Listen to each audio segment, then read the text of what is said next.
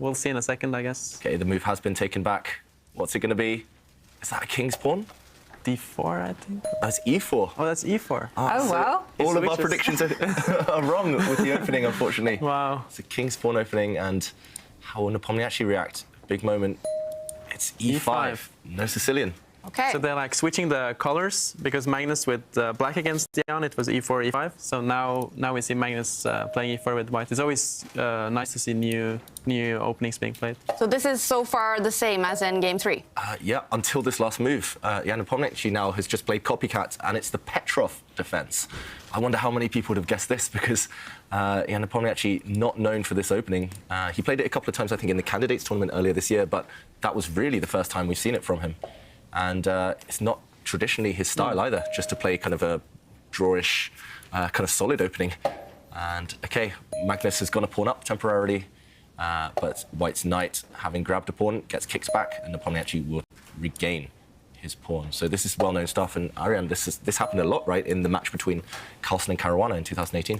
Yeah, this is the Petrov, and it's known to be like the most solid openings in chess. But as David said, it's a bit surprising that Jan plays it, because it's not usually his style. He played like Sicilian his whole life. He's known to be an aggressive player, but for the match, it's probably a good strategy. It's interesting. I was talking to Anish like 2 months ago, and we were discussing which opening Jan will go for after E4.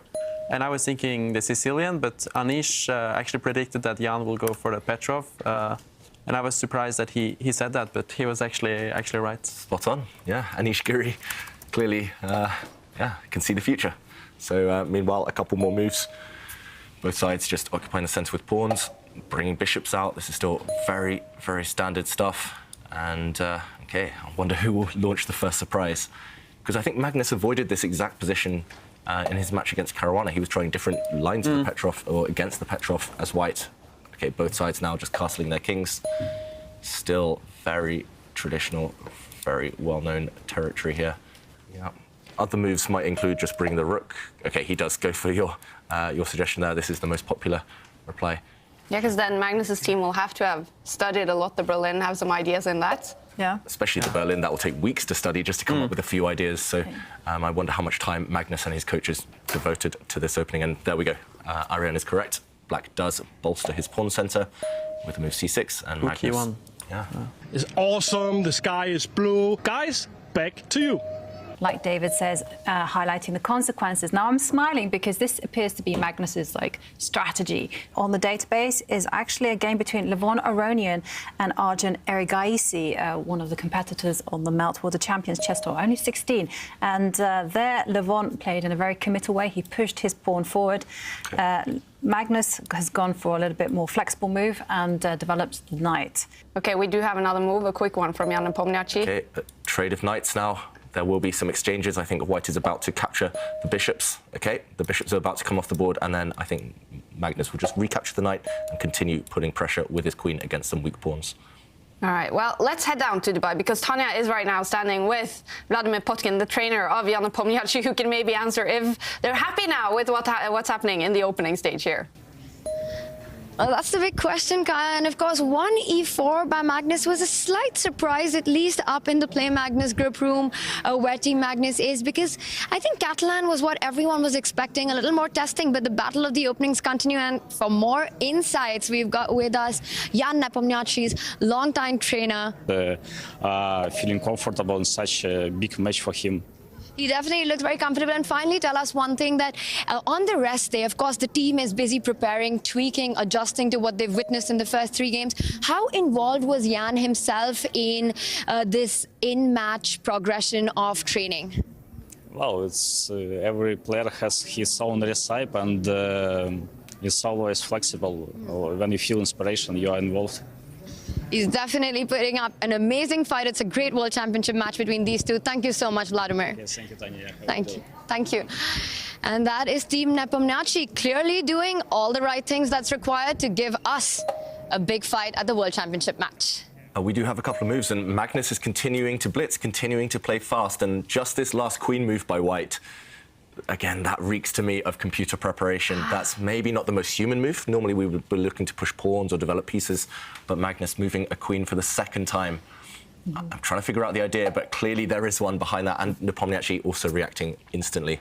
Both players clearly within their preparation. I think he's doing maybe some commentary for the French Probably. chess 24, or he's just relaxing there. Who knows?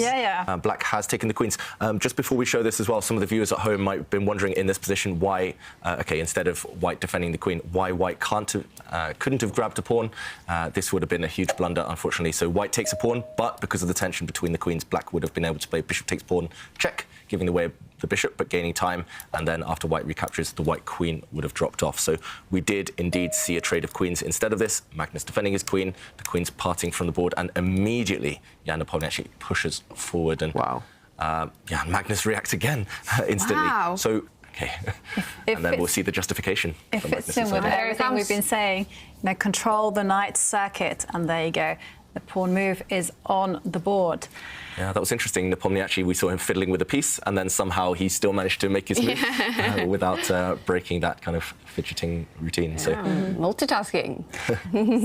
Meanwhile, white has played a move, not the pawn move I was suggesting, but a similar idea, just pushing that pawn 2 squares forward, and maybe just creating a square for the white knight to jump back to, the square that pawn used to sit on.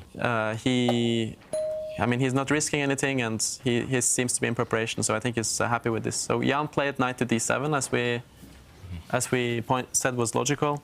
And maybe this will be the first big, long thing we'll see from Nepomniachtchi, because it's a critical moment already, maybe. Yeah. You know what I'm going to suggest, I know exactly what you're going to suggest. David move. Do not push the pawn. I'm going to push this pawn exactly, and control you're going to these 2 squares. Exactly. Well, Magnus played fast now, so that's nice at least. Bishop to f4 is pretty surprising. We didn't... But it's the computer's top choice, I have to say. Yeah.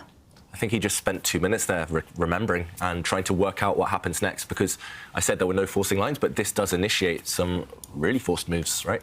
The World Championship match is pretty serious business, and he's not even turning around numbers. So I think today it's all about the chess game. We had a rest day yesterday, he played some football. I think he's enjoying himself, hopefully. Certain routine that must have been established. Can you tell us a little bit about a normal game day? What's that like for Team Magnus? Well, of course, Magnus wants to get up at a certain point, and then we need to prepare some food. And it's a bit uncertain whether he wants 1 or 2 meals, and he really wants to win. And speaking of really wanting to win, I'm sure this one has some good memories to it. Absolutely. Of course, the first World Championship match is something unique, larger than life, as I think I mentioned. This was in Chennai 2013, so looking at it after almost 8 years, still brings up good memories? It's like yesterday. All right, thank you so much, Henrik, for your time. And yes, that is Magnus's dad with a sneak peek into Magnus's life outside the board. Thank you so much, Tanya, and it's really nice to hear from Henrik Magnus. He really wants to win. We had quite a few moves on the board. It's exactly what David and Arjan and Ivanka took us through. But Jan has been defending extremely well against them. Well, there we have it. Grandmaster Hans Niemann breaking down the opening action for us, and we've got a move by Magnus, so let's head over to the studio. I kind of pose black 1 or 2 questions to answer. There we go. The first question has been answered. Black's king runs away from the check. That's the only safe square as well. Black's king needs to defend some pawns, and it puts some pressure on the white knight. And that pawn cannot be taken, as David showed. There is this fork.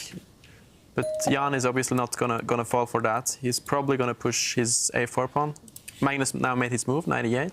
Set some traps. Is this next move sort of forced for Jan Nepomniachtchi? Obviously, he has to move his king, but could he move it to another square, not repeating? Possibly. But no. It's maybe one's risk too far. Yeah, he just wanted to defend the pawn on the f7 square that the white rook is maybe eyeing up. So, yeah, I'm debating playing as well, but it's going to be so cold there. And it's cold here too. It's cold here too. Yeah, we'll see. We'll see. You're used to it. Yeah, true. But Arjan, we also know that you've been seconding for Anish Giri for a while. Is that something you will continue doing? Okay, we have an answer from Magnus Carlsen. He does not repeat. Okay, he does not repeat. He does not go for the draw. This is good news. Great. We still have some more action.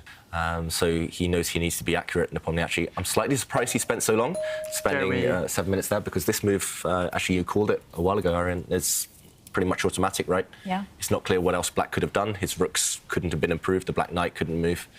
And he needed to prevent the idea of the white rook on A1 joining in the game because, you know, we saw that was failing by one move. Needs to start the race. Yeah, exactly. And here you go, race initiated.